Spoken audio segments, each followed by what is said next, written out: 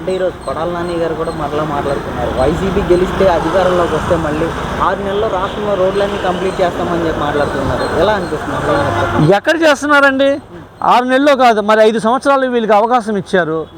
2019 నుండి 2024 వరకు వాళ్ళకి అవకాశం ఇస్తే ఎక్కడ రోడ్లు వేశారండి? ఎక్కడ చూసినా గుంతలు, గోతులు. ఎక్కడ వేశారు?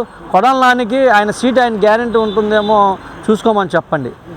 కేవలం బూటకపు మాటలు, గూండాయుజం, ఎస్సీల మీద బీసీల మీద దాడులు, దౌర్జన్యాలు, హత్యలు, హత్యాకాండాలు, నేరాలు, ఘోరాలు, భారాలు, మోసాలు, శిరోమండలాలు, మూత్ర విసర్జనలు అవి అభివృద్ధి చేస్తున్నాడే తప్ప ఈ జగన్మోహన్ రెడ్డి రోడ్లు కానివ్వండి, హైవే రోడ్లు కానీ, కేంద్ర గవర్నమెంట్ ఇచ్చినటువంటి హైవే రోడ్లు కూడాను ఈయన డెవలప్మెంట్ చేయలేకపోతున్నాడంటే ఎంత చేతగానే ఎదవనేది కూడా జగన్మోహన్ రెడ్డి గారు అర్థమవుతుంది.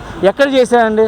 గతంలో ఉండేటువంటి నారా చంద్రబాబు నాయుడు గారు హైవే రోడ్లే కానివ్వండి, మరి అలాగా కేంద్రం నుండి వచ్చే పోలవరం ప్రాజెక్టే తీసుకోనివ్వండి, అలాగే ఎస్సీ కాలనీలు కానీ, బీసీ కానీ, ఓసీ కానీ వాళ్ళు ఎక్కడుంటే అక్కడ మరి ఎన్నో కిలోమీటర్లు, వందలాది వేలాది కిలోమీటర్లు వేసి మరి డెవలప్మెంట్ చేసే ఇది కూడా ఉంది. అంతేకాకుండా ఎస్సీ ఎస్టీ బీసీ మైనార్టీ అందరూ కూడాను నిరుపేదలుగా ఉండేటువంటి వాళ్ళకు కూడాను టిక్కో ఇల్లులు, లక్షలాది ఇల్లులు కట్టి మరి వాళ్ళ కోసం ఇచ్చేసే చివరి క్షణం కొద్దో గొప్ప టిక్కో ఇల్లులు ఉంటే మరి జగన్మోహన్ రెడ్డి ముఖ్యమంత్రి అయినప్పటి నుండి కూడాను ఆ టిక్కో ఇల్లులు కూడా ఆ పేదవాళ్ళకి ఇవ్వట్లేదు అనేది కూడాను ప్రజలందరూ కూడా గమనిస్తున్నారని చెప్పి నేను తెలియజేస్తాను. అంటే ఈరోజు రాష్ట్రం మొత్తం మీద కూడా నేనే గెలుస్తాను 175 అని చెప్పి ఇప్పటివరకు సవాల్ చేస్తారు. ఈరోజు 150 మంది ఎమ్మెల్యేలు ఇచ్చినా కూడా మరలా ప్రతిపక్ష పార్టీ ఎమ్మెల్యేలు తీసుకుని ఈరోజు ఇంత మంచి చేస్తున్నాను నేను, అయినా సరే నా మీద అబద్ధ ప్రచారం చేస్తున్నారు చంద్రబాబు నాయుడు, ఈనాడు, ఏబిఎన్, ఆంధ్రజ్యోతి ద్వారా అని చెప్పి ఇన్ని ఆరోపణలు చేస్తున్నారు. ఏం చెప్తారు? అయితే 175కి 175 గెలుస్తానని చెప్పి మరి ఆయన ఏ ఉద్దేశంలో చెప్తున్నానంటే ప్రజలకి మభ్య పెడుతున్నాడు.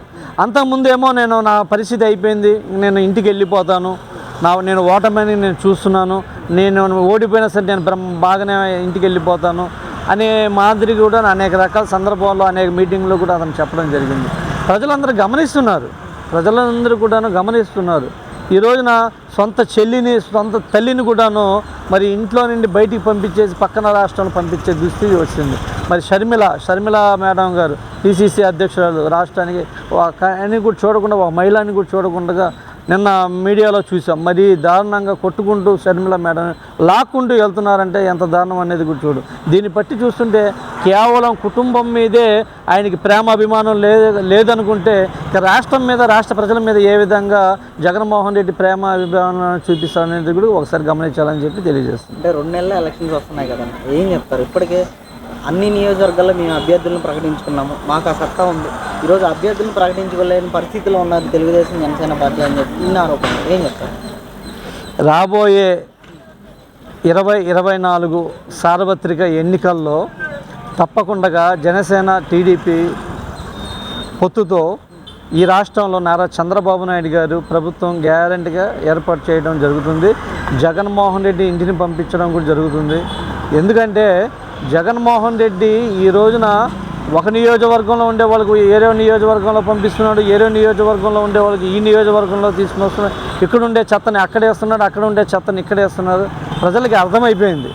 ఈరోజు జగన్మోహన్ రెడ్డికి ఎంతమందికి ప్రకటించినా సరే కంగారు పడనక్కర్లేదు. జనసేన టీడీపీ పొత్తుతో నిదానంగా అయినా సరే మరి పొత్తుల వ్యవహారాలు కనుక సీట్లు ఇక్కడ అనే సర్దుబాతులు ఉంటుంది కనుక మరి నిదానంగా కూడాను ఇటు టీడీపీ కానీ జనసేన కానీ ప్రకటించడం జరుగుతుంది.